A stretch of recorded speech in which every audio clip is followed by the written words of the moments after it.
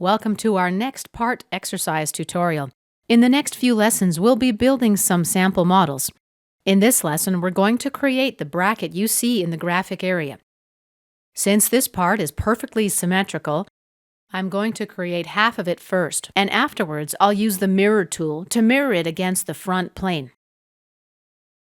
A logical starting point for this part is this cylindrical section over on the right.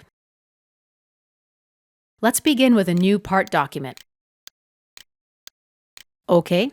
By the way, I'm working in the metric environment. If you need to change to that, go to Options, Document Properties tab, Units, choose millimeters, grams, and seconds.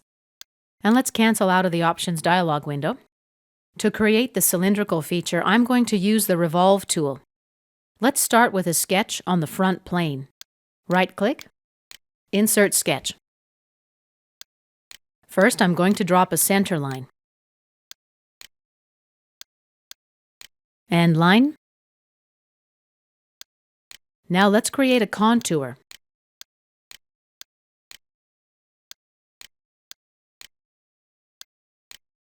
And let's close it. Right-click, select. Now let's shift-select this line and this line here and add an equal relation and a collinear relation. Let's apply dimensions now. 10 millimeters here. Tab.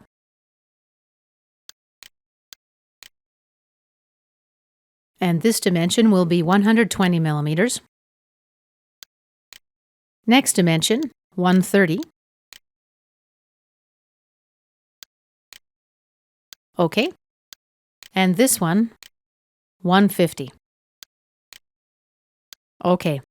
Last dimension here, 70 millimeters. OK. Now we need to add a relation between this point and the origin point. Horizontal. OK. The sketch is fully defined. Let's exit the sketch and activate the Revolved Boss Base tool. Here's our preview. 180 degrees. Let's reverse it and accept. This concludes our first lesson on creating the bracket.